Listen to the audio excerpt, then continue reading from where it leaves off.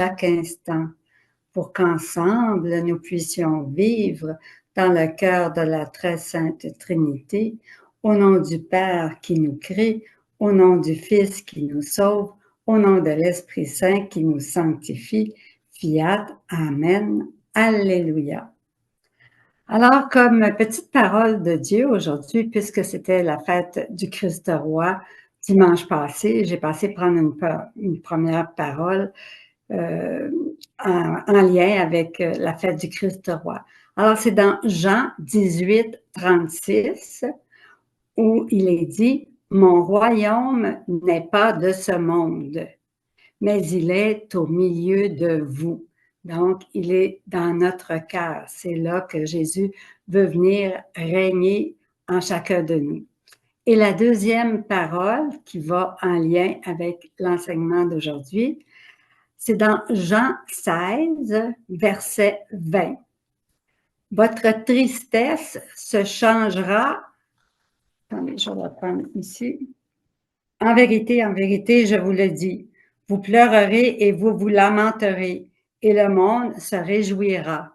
Vous serez triste, mais votre tristesse se changera en joie.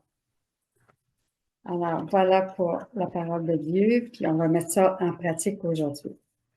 Alors, aujourd'hui, si vous voulez, il y a quelqu'un qui m'a écrit mon passé, puis qui est en train de réfléchir sur les douleurs de la Sainte Vierge Marie, puis elle me disait, ben, ça serait bien de regarder les douleurs extrêmes que la Vierge Marie a pu souffrir, puis les douleurs que Louisa a pu souffrir, là, pour nous obtenir des grâces, là, pour que nous, on puisse vivre toujours plus dans cette divine volonté. Alors, j'ai dit, c'est parfait.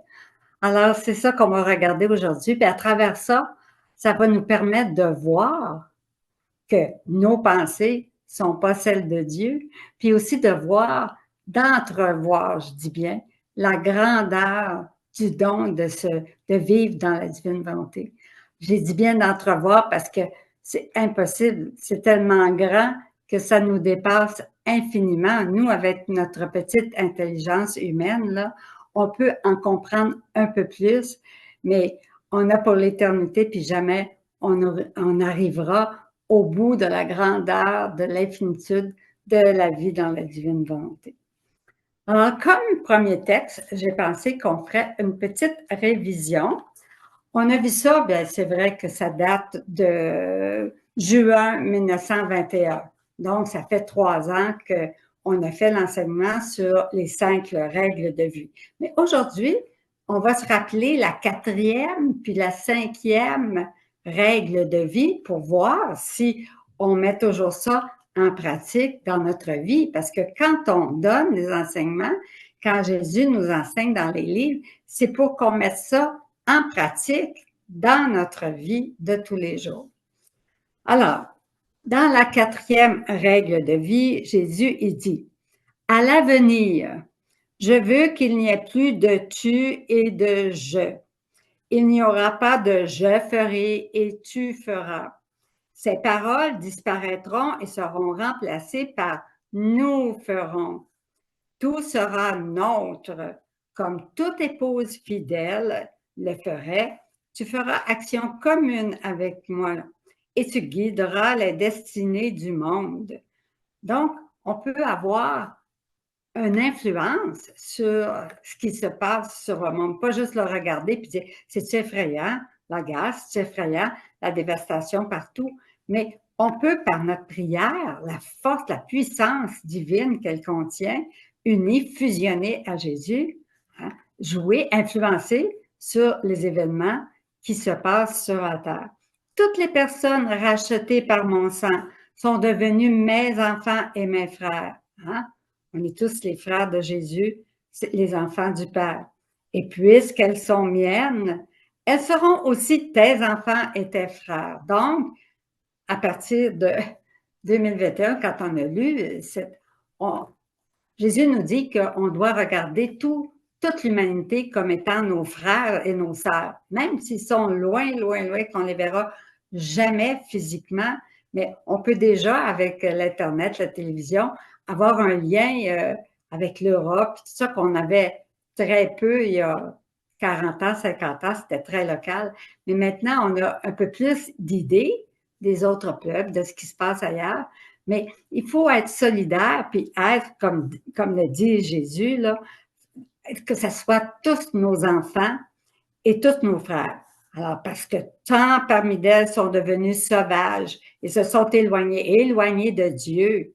Donc, avec des mœurs qui ne sont pas selon le plan de Dieu.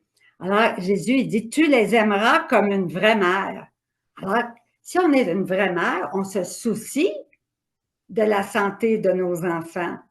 On se soucie qu'ils agissent bien. On se soucie de prier pour eux autres, pour qu'ils prennent des bonnes décisions dans leur vie, etc.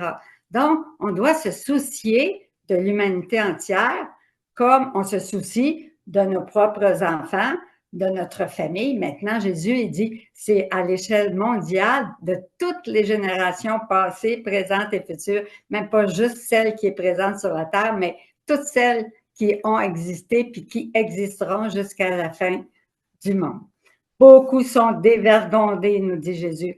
Toi comme moi, nous assumerons leur souffrance bien méritée et au prix de très durs sacrifices. Donc, une mère est toujours prête à faire des sacrifices pour que ses enfants aillent à l'école, pour que ses enfants, bon, etc. Chaque famille est différente, là, mais toute mère, tu sais, l'enfant pleure à 3 heures du matin, bien, la mère se lève hein, pour aller voir son enfant, le nourrir ou autre chose.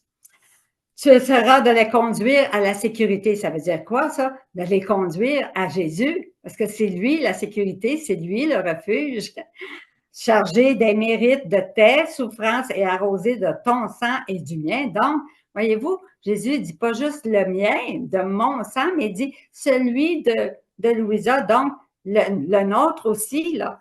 Alors, de tes souffrances, de tes mérites et arrosé de mon sang et du tien, tu les conduiras à mon cœur. On va toutes conduire les âmes au Sacré-Cœur de Jésus. Quand mon Père les verra, il sera non seulement miséricordieux et indulgent, mais si elles sont contrites, comme le bon larron, elles prendront rapidement l'éternelle possession du royaume.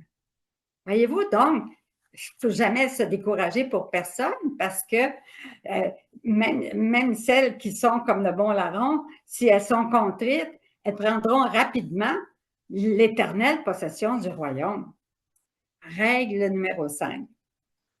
Alors, je commence un petit peu plus loin. Tu trouveras en moi toutes les créatures. Donc, dans votre cœur doivent toujours avoir toutes les créatures, passées, présentes, futures. Ce sont tous vos enfants, hein, au même titre que vos enfants que vous avez mis au monde. Ou bon. Alors, tout le monde sont nos enfants. Et comme dans un miroir qui réfléchit la lumière et les images, d'un seul regard, tu les verras toutes et tu connaîtras l'état de leur conscience. Et comme une mère aimante, dans un vrai esprit de miséricorde, qui est mon esprit et celui de ma mère, tu feras le sacrifice. Voyez-vous, le mot sacrifice, là, il revient ici, là, hein? Pas très populaire dans le monde, là, mais dans la divine volonté, essentielle. Tu feras le sacrifice suprême en t'immolant toi-même pour ces créatures.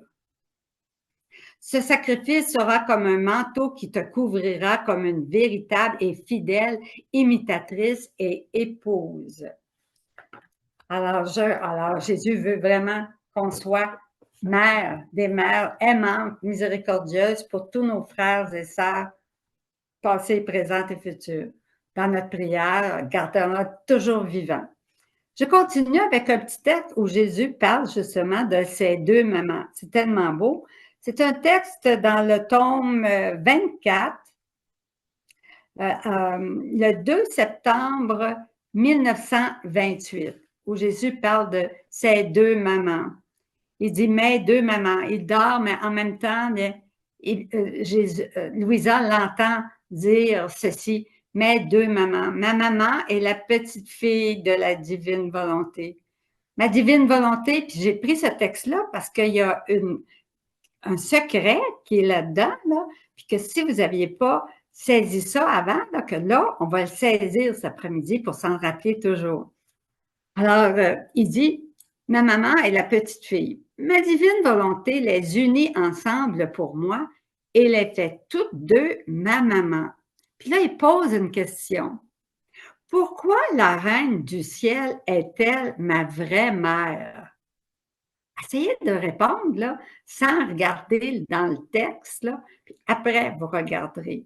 Alors, je vous donne 2 minutes là, durant le Cénacle pour dire, OK, qu'est-ce que je répondrais à ça? Pourquoi elle est vraiment ma mère? Jésus répond, puis il a dit, ben oui, je savais ça, parce qu'elle possédait la vie de ma divine volonté. Oui, ça c'est vrai, puis c'est la bonne réponse. Mais Jésus donne une explication qui est sublime et qui suit. Lui seul, le divin fiat, pouvait lui administrer la semence de divine fécondité pour me faire concevoir dans son sein et me faire son fils.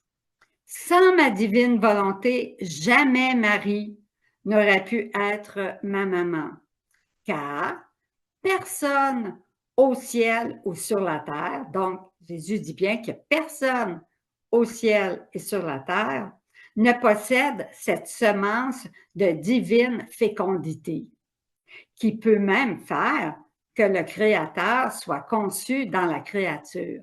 Donc, c'est seulement dans la divine volonté qu'existe en puissance la divine fécondité. Personne sur la terre, personne au ciel ne possède cette semence de divine fécondité. C'est important à savoir ça. Alors, qui a fait que la Vierge Marie a pu concevoir Jésus en son sein. Ainsi, la divine volonté a formé pour moi la maman et m'a fait son fils.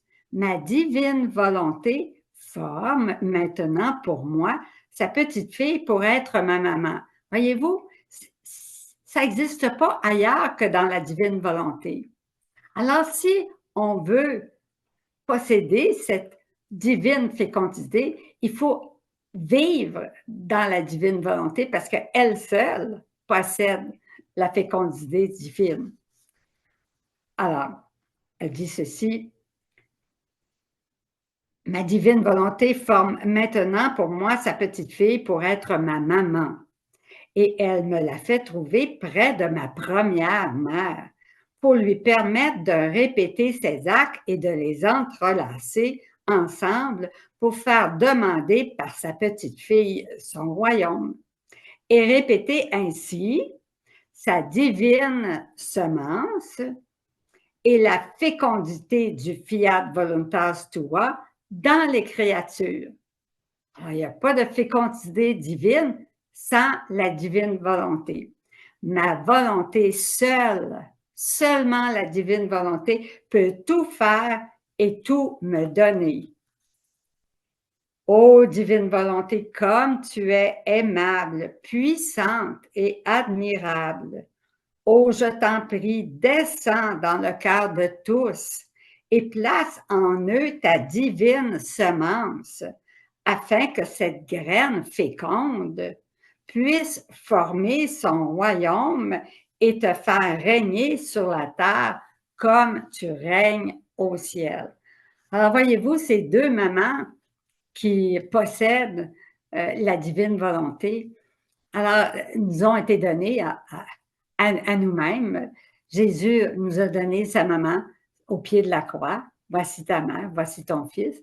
Et bien sûr, avec tous les écrits qui nous ont été donnés, c'est Louisa qui devient notre mère spirituelle et qui nous enseigne comment vivre de plus en plus dans la divine volonté. Sans les écrits, il n'y a aucun autre écrit qui parle de comment vivre dans la divine volonté. Il y a des écrits qui disent comment faire la volonté divine.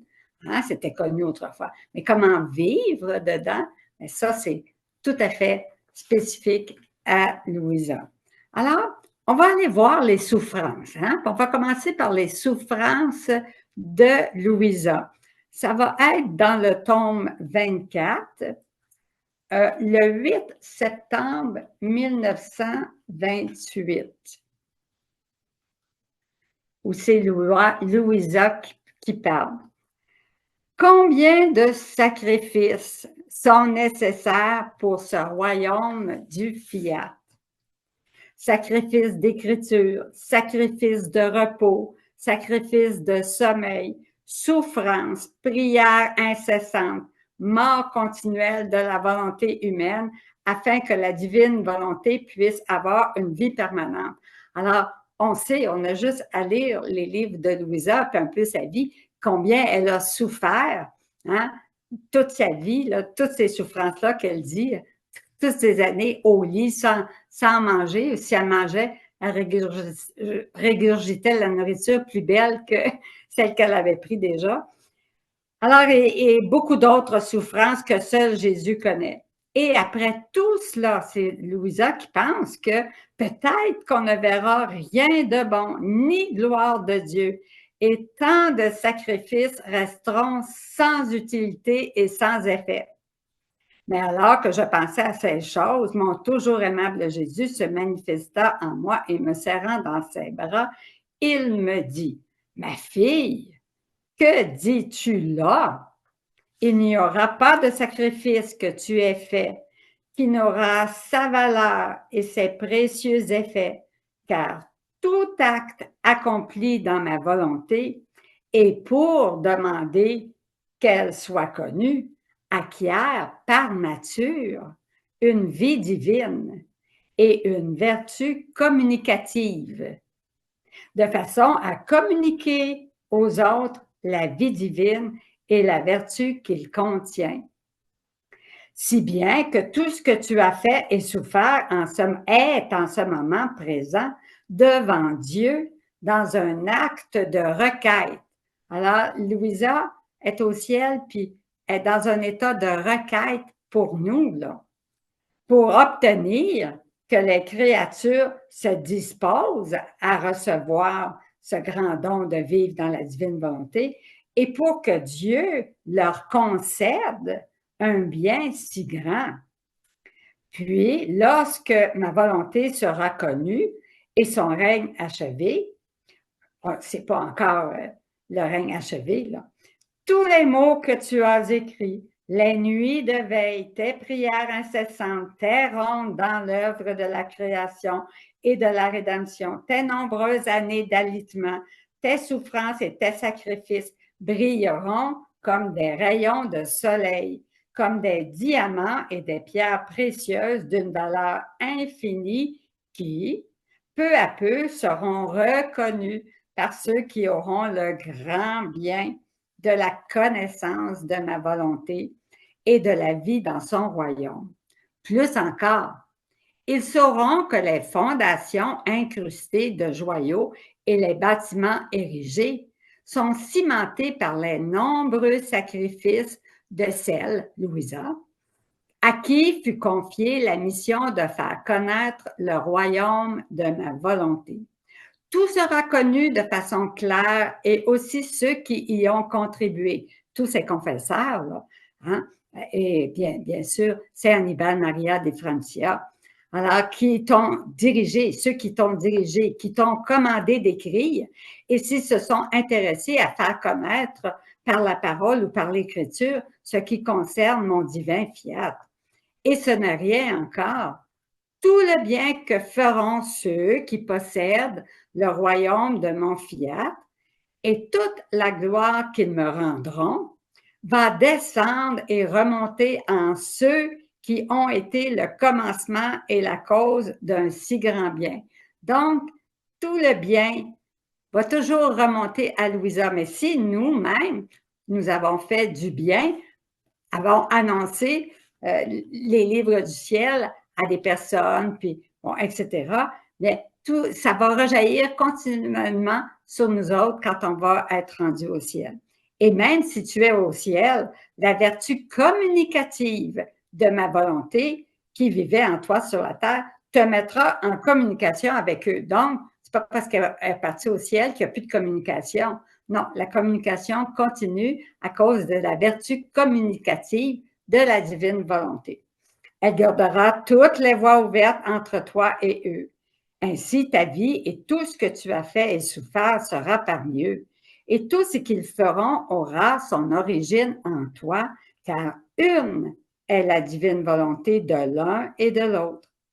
Et si tu savais la gloire, écoutez bien ça, il parle à Louisa, mais là, il parle à nous, là, à nous aussi, là, qui connaissons la divine volonté, là, empressons-nous à la faire connaître à plus de gens possible pour que plus de gens possible puissent en vivre puis jouir des biens éternels que contient la volonté divine.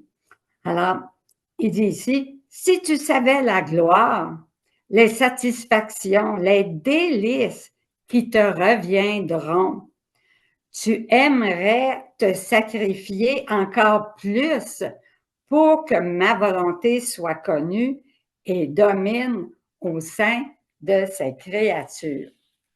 Et pour faire suite alors à ce texte, on continue avec les souffrances de Louisa. On s'en va dans le tome 25, le 3 février 1920, non, pas le 3 février, le 6 janvier 1929.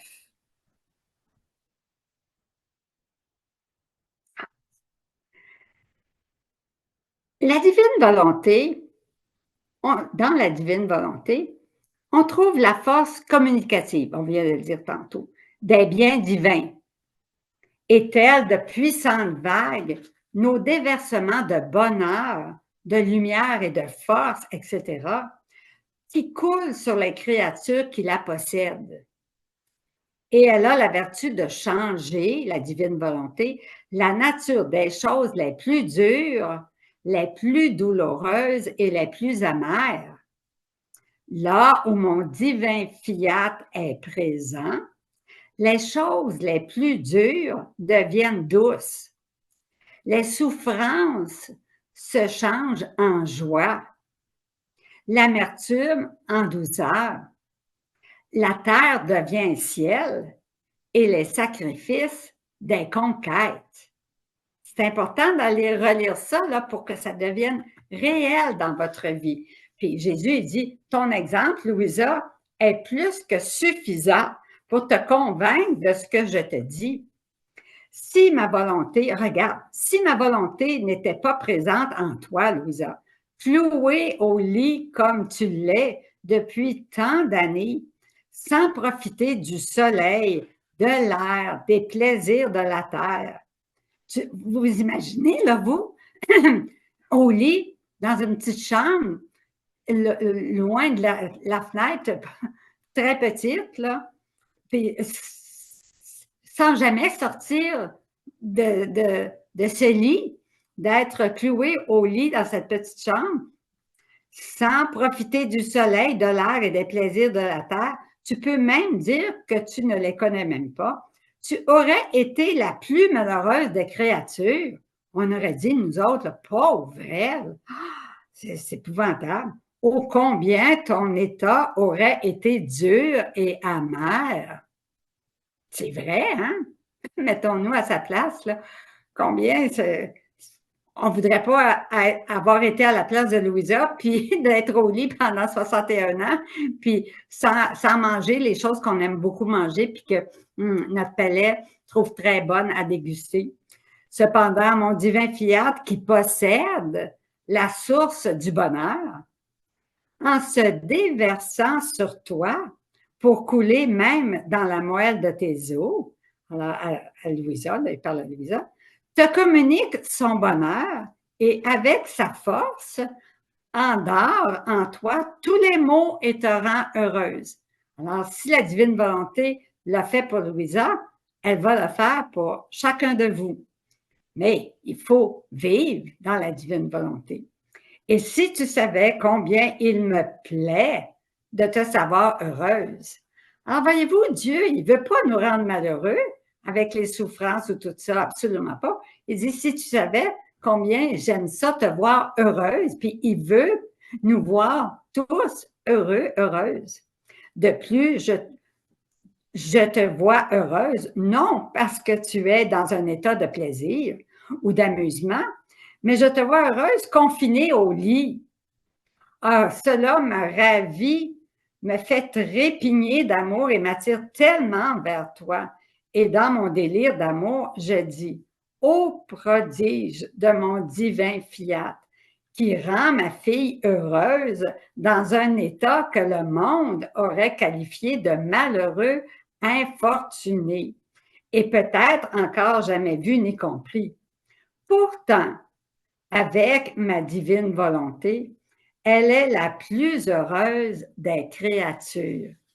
Voyez-vous comment, à l'extérieur, on dirait, ben pauvre Louisa, 61 ans au lit, puis bon, tout ça, on n'aurait pas voulu personne être à sa place. Puis Jésus nous dit pourtant qu'avec la divine volonté, hein, avec ma divine volonté, elle est la plus heureuse des créatures, la plus paisible, maîtresse d'elle-même, parce qu'en elle coule la veine du bonheur de mon fiat, qui sait convertir toute chose en joie et bonheur sans fin. Ma fille, voir la créature heureuse est ma seule satisfaction. Et c'est comme si ce qui la rend malheureuse, bien sûr, on le sait, hein, c'est la volonté humaine. Et comme ce qui la rend bon, aussitôt enlevé, regardez, c'est important ce que Jésus dit, ça, aussitôt enlevé la volonté humaine, là, tous les malheurs disparaissent et n'ont même plus aucune raison d'exister. Il y en a que seulement, comment ça se fait, j'ai malheur par-dessus malheur, par-dessus malheur. Mais c'est parce que peut-être que votre volonté humaine, elle veut encore régner, puis c'est elle qui veut encore régner. Puis que, ben, c'est ça qui vous amène malheur après malheur après malheur. Alors que Jésus veut nous voir heureux, remplis de joie, remplis de bonheur. Et seul, Jésus le répète ici, seule ma volonté est ce qui fait mourir tout malheur humain. Ça, l'humanité entière devrait lire ça. Hein? Les guerres cesseraient, toute la violence cesserait sur la terre si les gens savaient que seule la volonté divine est ce qui fait mourir tout malheur humain. Alors, dès que la volonté divine sera faite par le monde, bien, à ce moment-là, l'ordre, le bonheur, les joies vont revenir sur la terre devant elle. Tous les maux s'effacent devant la volonté divine. Ma volonté est comme le soleil du matin qui se lève et qui a la vertu de dissiper les ténèbres de la nuit. Alors, le soleil, quand il se lève le matin, il fait noir, puis d'un seul coup, en se levant, il dissipe tous les ténèbres et c'est la lumière du jour qui apparaît. Devant la lumière, l'obscurité meurt et n'a plus aucun droit d'exister. Il en est ainsi avec ma divine volonté. Un autre texte qui nous parle encore des souffrances de Louisa. Dans le tome 25, un texte de 3 février 1929, où Louisa nous parle de sa plus grande souffrance, là. Elle nous le dit à peu près à chaque texte, là, qui est celle de la privation de son Jésus. Alors, le 3 février 1929, elle dit ceci. « Mon pauvre et petit esprit baigne dans la peine très amère de la privation de mon doux Jésus. Et me sentant presque perdu sans lui, je languis plus que jamais après ma patrie céleste. Oh, comme la terre est amère sans Jésus. » Il faut se poser la question, est-ce que moi, là, quand je lis ça, là, je vais dire ça, oh, comme la terre est amère sans Jésus. Oui, peut-être plus, parce qu'on voit les désastres, les guerres, tout ça, les effets de la volonté humaine, puis bien, on voudrait bien que tout ce mal disparaisse. Alors, comme la terre est amère sans Jésus, et c'est vrai. c'est plus supportable avec lui, mais sans lui, on ne peut pas vivre du tout. Et si à côté de la mer de la privation de mon Jésus s'étendait plus largement encore la mer du divin fiat qui, avec sa lumière, la divin fiat adoucit en partie l'amertume et l'intensité de la souffrance de la privation de Jésus. Voyez comment Louisa est consciente que la divine volonté, la mère du divin fiat, là, vient adoucir la souffrance, l'amertume de l'intensité de la souffrance de la privation de Jésus, qui est une souffrance divine, donc très, très intense. Elle dit ceci, qui sait si je ne me serais pas envolée depuis longtemps vers la région céleste à cause de l'intensité de la douleur. Alors, voyez-vous à quel point Louisa a pu souffrir, là. Elle dit, mais fiat, fiat. J'avais l'impression de ne plus pouvoir continuer à vivre sans Jésus. Les forces m'abandonnaient. J'étais tellement découragée que si l'on avait pu voir mes souffrances intérieures, puis les souffrances intérieures sont toujours plus grandes, beaucoup plus grandes que les souffrances physiques. Hein, les souffrances, on se casse un bras, on se foule une cheville, on se coupe à quelque part. Bon, c'est des souffrances physiques. Oui, ça fait mal, ça peut nous handicaper pour un certain temps, mais c'est rien à comparer des souffrances intérieures là, que Jésus nous fait partager dans la divine volonté. Alors, il nous fait partager une partie de ses souffrances à lui intérieures. Et Louisa participe également aux souffrances intérieures. Elle dit, j'étais tellement découragée que si l'on avait pu voir mes souffrances intérieures, j'aurais fait pleurer de pitié le ciel et la terre. Voyez-vous à quel point Louisa, ses souffrances sont incroyables, là. Il n'y a pas de mots pour les décrire, mais je crois, elle rajoute par exemple, mais je crois que tout comme le divin fiat éclipse mon doux Jésus de ma vue par sa lumière, parce que Jésus lui a dit à Louisa maintes fois, non, non, non, je te quitte pas, je te quitte pas. C'est parce que ma volonté divine, le divin fiat, hein, la lumière est tellement brillante qu'elle éclipse mon humanité. Un peu comme le soleil, le jour est tellement brillant, tellement rempli de lumière qu'il éclipse les étoiles au ciel. Les étoiles, le jour, ils ne disparaissent pas, là. C'est juste parce qu'il y a trop de lumière, on ne peut pas les voir. Mais dès que la lumière descend, puis que le soir revient, une à une, on voit la lumière des étoiles qui revient, qu'on peut voir à nos yeux. Alors, Louisa a dit, c'est la même chose. Je sais que je ne te vois pas, Jésus, parce que la lumière du divin fiat est trop grande, puis elle t'éclipse ton humanité. Puis elle dit, tout comme le divin fiat éclipse mon doux Jésus de ma vue par sa lumière, le divin fiat éclipse aussi mes souffrances. Ça, c'est important parce qu'il faut aussi que ça soit la même chose pour nous, que le divin fiat vienne éclipser nos souffrances. Et Jésus et Louisa nous donnent son exemple ici, là. Alors, elle dit, le divin fiat éclipse aussi mes souffrances, de telle sorte que personne ne sait quoi que ce soit de mon dur martyre. C'est un secret entre moi, Jésus et la divine volonté. Mais là, Louisa, c'est plus un secret parce que tout le monde le sait. Alors, son secret, tout le monde le sait que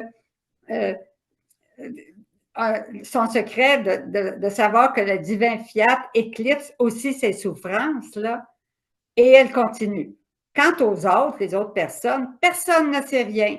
Et en me voyant sous la pluie de la lumière du fiat, parce que Louisa souffrait énormément toutes les nuits, elle était avec Jésus, puis elle était dans les souffrances, partageait les souffrances de Jésus, tout ça. Puis le matin, quand le prêtre arrivait, la sortait par un signe de croix de son état de rigidité.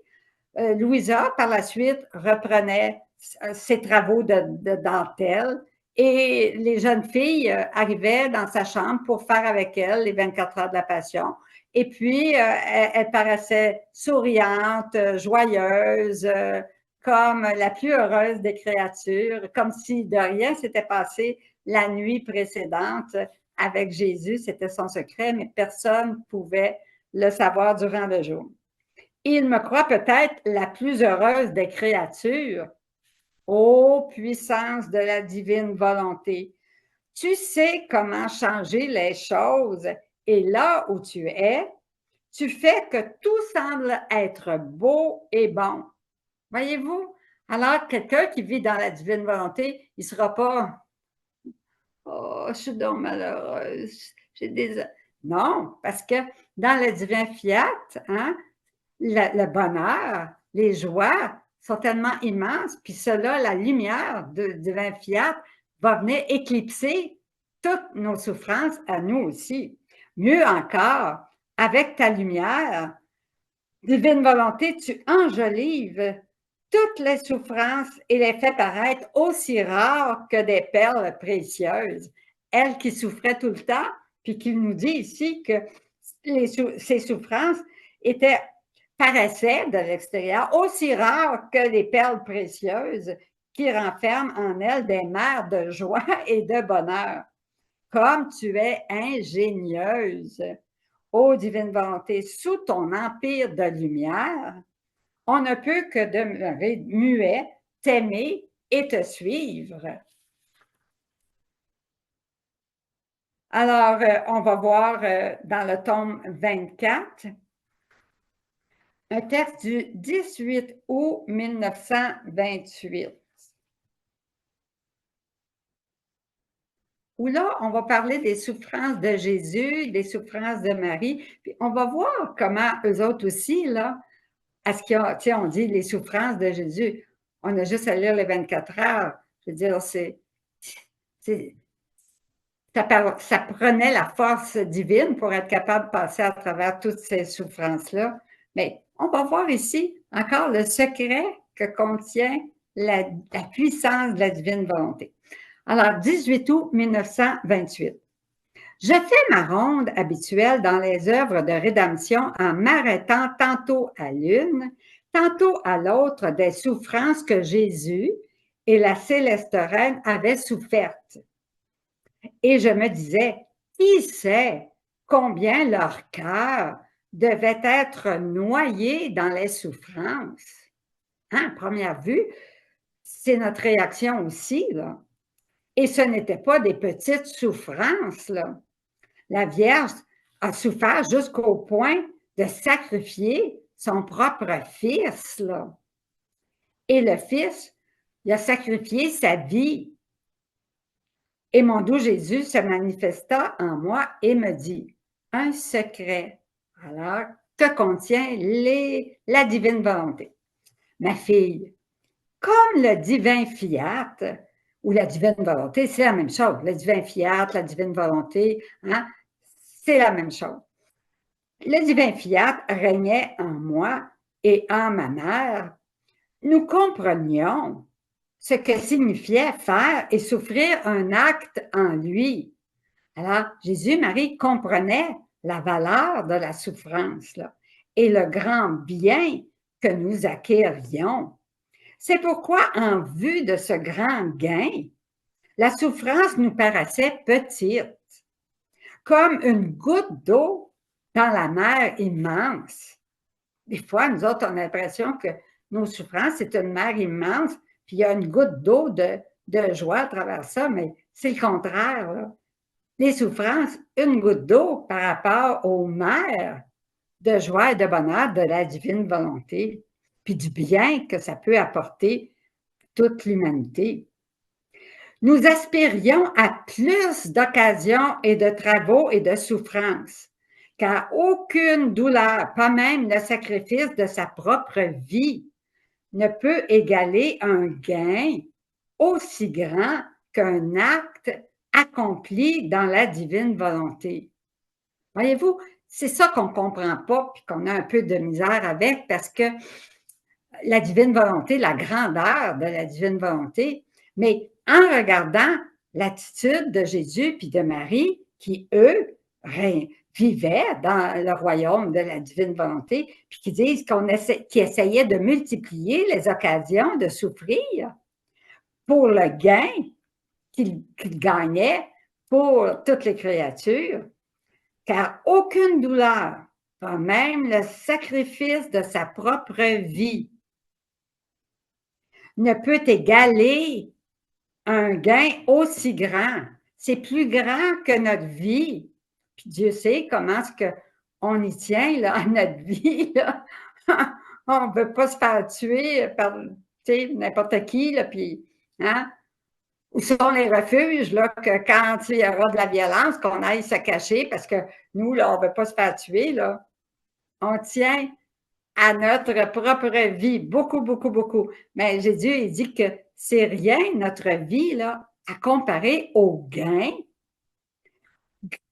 immense qu'un seul acte accompli dans la divine volonté peut amener.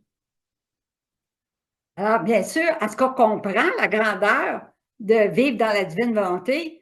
Non, c'est bien sûr qu'on ne comprend pas. On est bien trop petit pour ça, mais on peut croire Jésus et Marie, puis dans la foi dire, ben oui, ils me le disent, puis je le crois, même si je ne l'expérimente pas à 100%, ce qui sera impossible, mais au moins je crois ce que Jésus et Marie et je vis avec cet esprit de foi et de confiance en Jésus puis en Marie. Alors, aucune douleur, pas même le sacrifice de sa propre vie ne peut égaler un gain aussi grand qu'un acte accompli dans la divine volonté. Nous trouvions dans la situation d'une personne à qui on offre le bien d'un travail. Bien qu'il soit fatigant, le profit est si grand qu'elle donnerait sa vie pour avoir l'occasion de faire des travaux semblables. En fait, étant donné la grandeur des gains, les souffrances sont désirées et attendues au point à ce que nous autres, on désire puis on attend les souffrances parce qu'on sait que par elles, le gain de vivre dans la divine volonté puis de porter le fruit que ça peut apporter à nos frères et sœurs est immensément plus grand que notre propre vie. Alors, il dit, si par le travail d'un seul jour, on pouvait acquérir un royaume, faire son bonheur et celui de toute sa patrie, si par le travail d'une seule journée, on pouvait dire, toutes les guerres sur la terre sont finies. Par le travail de ma journée, toutes les guerres, tout le monde, ça va être le royaume de Dieu, la paix sur la terre. Est-ce que vous seriez prête à faire un jour de travail pour que ça arrive? Bien, certainement. Hein? Faire votre bonheur total et celui de toute l'humanité. Qui refuserait ce travail d'une journée? Bien que pour moi et ma céleste maman, la patrie fut déjà nôtre. Nous étions infiniment heureux. Il parle dans les souffrances, là. Nous étions infiniment heureux, car celui qui possède le divin fiat n'est sujet à aucune tristesse. Dans la volonté divine, il n'y en a pas de tristesse. S'il y a de la tristesse, c'est dans la volonté humaine. Les tristesses, les peurs, les angoisses, etc. C'est dans la volonté humaine. Mais dans la divine volonté, aucune tristesse n'existe. Tout nous appartenait cependant comme nos œuvres et nos souffrances dans notre divine volonté servaient à acquérir le royaume pour la famille humaine.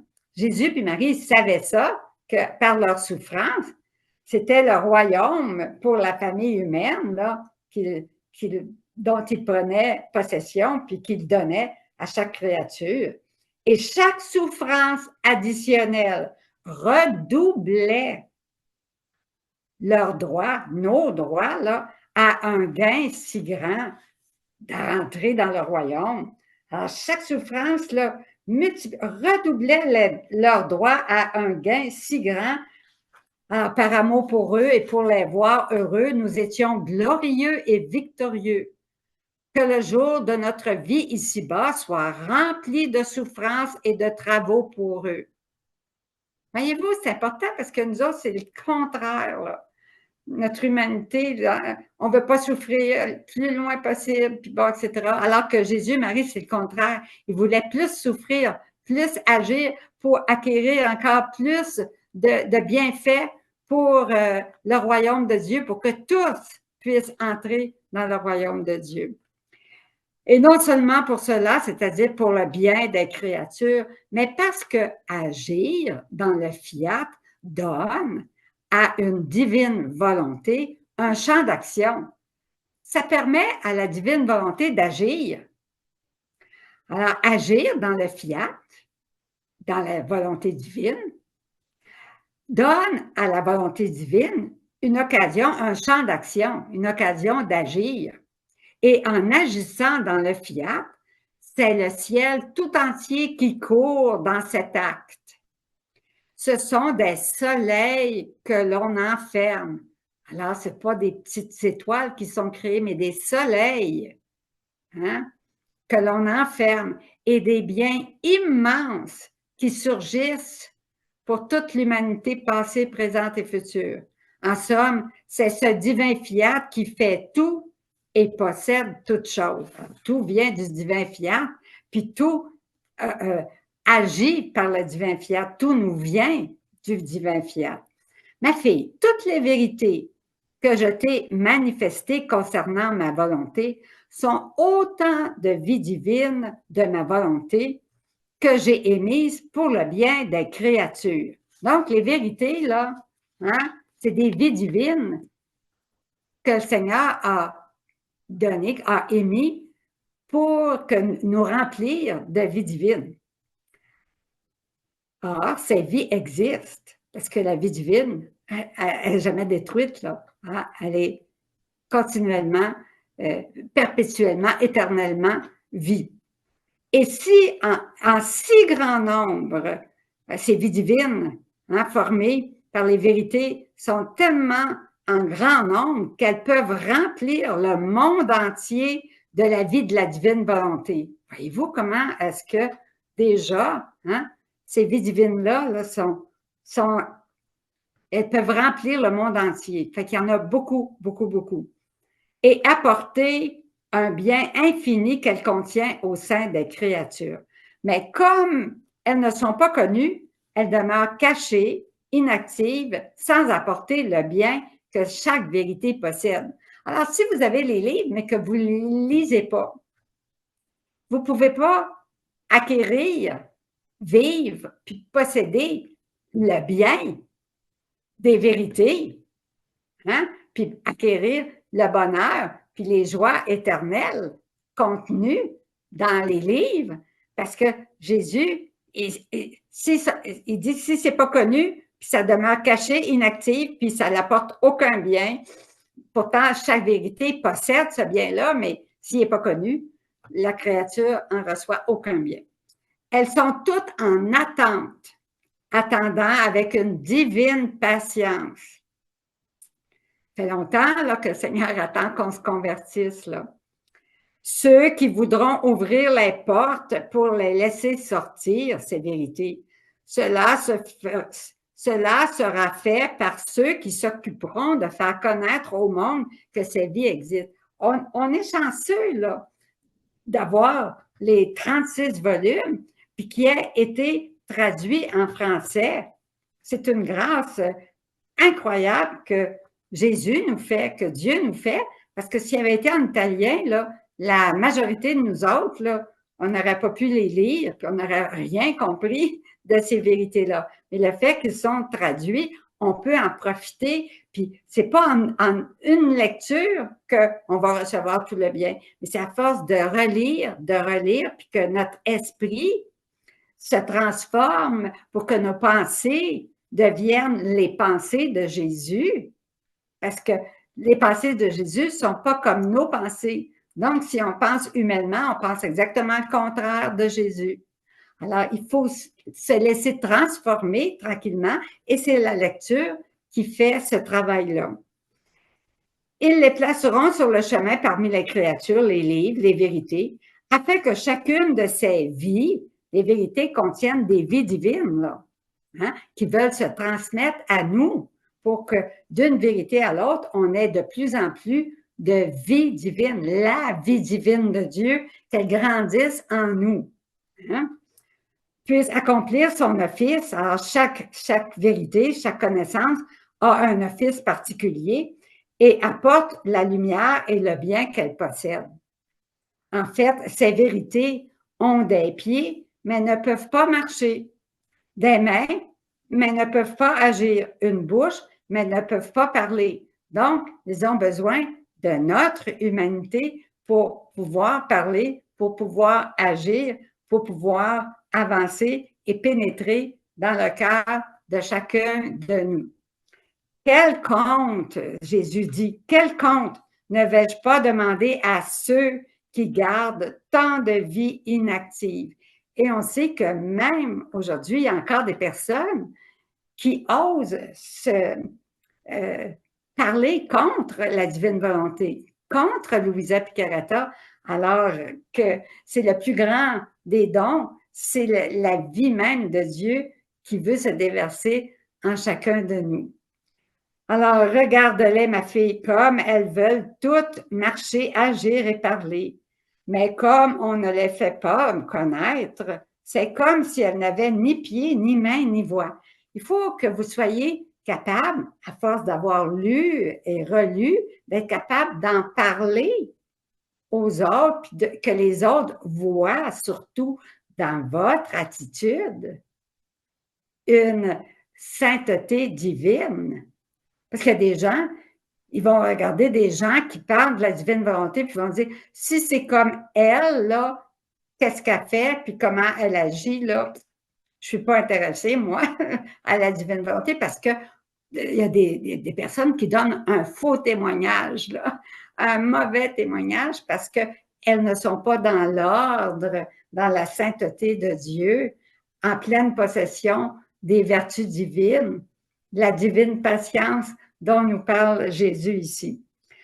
Louisa dit, j'ai regardé et oh, comme il était touchant de voir ces vies divines en si grand nombre qu'il m'était impossible de les compter, toutes désireuses de partir, de parler et de se pencher sur chacune des créatures pour leur tendre la main, leur faire entendre leurs leçons et leur offrir le baiser et le bien du divin fiat. Alors, voyez-vous comment est-ce que à travers les écrits, là, les vérités veulent nous apporter la vie de Dieu. À chaque fois qu'on lit, il y a un peu plus de lumière qui se fait en nous, un peu plus de compréhension de qu'est-ce que c'est que la volonté divine, puis la grandeur de la volonté divine, mais jamais, avec notre petite intelligence, on arrivera à tout comprendre puis à tout savoir. Ah, mais je voudrais finir avec un texte. Alors là, on a vu comment Louisa, comment Jésus et Marie nous ont dit à quel point la souffrance était importante pour eux autres, pour acquérir, pour toutes les créatures, là, le royaume de Dieu et tous les biens qu'il contient. Alors, on va voir dans le tome 4, en conclusion, là, qu'est-ce que Jésus nous dit, comment on doit souffrir. Alors, c'est dans le tome 4, donc c'est un des premiers tomes. Là, on n'est pas dans les tomes 35, 36, là. On est dans le tome 4. Un texte du 19 mars 1901, où Jésus explique à Louisa la manière de souffrir. On l'a déjà vu, mais peut-être que vous aviez oublié. Alors aujourd'hui, ça va se faire un petit rappel, puis à partir d'aujourd'hui, ça va être toujours la manière dont on va regarder et souffrir nos souffrances. Ce matin, je me trouvais tout opprimée et souffrante, surtout à cause de ma privation de mon doux Jésus. Après une longue attente, dès que je le vis, il me dit, « Ma fille, la vraie manière de souffrir consiste à ne pas regarder de qui viennent les souffrances. » Premier point. jamais regarder de qui viennent les souffrances, ni ce que l'on souffre. Pas regarder les souffrances elles-mêmes, qu'est-ce qu'on souffre, mais à regarder le bien qui doit en résulter de ces souffrances-là. Donc, comme Jésus et Marie, cela a été ma façon de souffrir. Je ne me suis pas arrêtée ni au bourreau, ni aux souffrances, ni au bien que j'avais l'intention de faire, mais au bien que j'avais l'intention de faire par le moyen de ces souffrances. Alors Jésus, il regardait juste le bien qui était pour résulter de ces souffrances. Il regardait ni ses souffrances, puis il regardait ni de qui ça venait les bourreaux. On le sait, dans les 24 heures, hein, Jésus, les bourreaux sont obligés de lui mettre un linge pour y cacher les yeux parce que Jésus regardait ses bourreaux avec tellement d'amour, malgré tous les mauvais traitements, puis malgré tout ce qu'il leur faisait, l'amour de Jésus était inaltéré. Puis là, les bourreaux qui, eux autres, savaient qu'ils faisaient mal, mais qui continuaient à donner des coups, à fouetter, puis bon, cracher sur Jésus, etc. Alors, ils n'en pouvaient plus de voir l'amour de Dieu qui ne changeait pas pour eux autres qui étaient si mauvais, là, si méchants, et que Dieu était si bon, puis que ça ne changeait pas. Alors, il faut toujours, nous aussi, uniquement regarder au bien, hein, qui va résulter, hein, de ces souffrances-là. Alors, ça va sauver des âmes. Alors, peut-être des âmes de notre parenté. Alors, ça va amener la paix sur la terre, etc. Pour le bien des bourreaux qui me faisaient souffrir et en admirant le bien qui devait en résulter pour les hommes, j'ai méprisé tout le reste. Alors, regardez pas qui vous envoie une souffrance, même si c'est votre époux ou tout ça, puis qu'elle, ben, on est supposé s'aimer, puis c'est elle qui me fait le plus souffrir, tu sais. Non. Alors, on ne regarde pas de qui vient la souffrance, on ne regarde pas les souffrances qui nous sont données, mais on regarde le bien qui va en résulter, qui est, on va souffrir tout pour la gloire de notre Papa du ciel, pour sauver, pour convertir toutes les âmes, puis que toutes soient sauvées, et pour que le règne de Dieu vienne rapidement sur la terre comme au ciel. Alors, il dit, ma fille, cette manière de faire est la façon la plus facile et la plus profitable de souffrir, non seulement pour souffrir avec patience, mais pour souffrir avec une âme courageuse et invincible. Alors, soyons ces âmes courageuses et invincibles et apprenons de Jésus comment souffrir nos souffrances dans la divine volonté qui, elle, va les transformer en victoire et en bonheur et en joie éternelle, même ici sur la terre. Pas besoin d'attendre au ciel pour que les joies du ciel et que le bonheur de la divine volonté soient transférés dans nos âmes, mais dès qu'on vit dans la divine volonté, ce bonheur, toutes les joies célestes contenues dans la divine volonté vont habiter dans notre cœur et le royaume de Dieu va grandir en chacun de nous. Alors, remercions notre Papa pour un si grand don qu'il nous fait, dont on réalise si peu la grandeur et les bienfaits qui peuvent en découler. Et disons ensemble, gloire au Père, au Fils et au Saint-Esprit, au Dieu qui est, qui était et qui vient, pour les siècles des siècles. Amen. Et maintenant, on va prendre un petit 5 minutes pour se replacer et ensuite, après le petit chant, on reviendra pour la période de questions. Je ne sais pas s'il va y avoir un petit chant, mais oui, un 5 minutes. Oui. Il va y avoir un petit chant.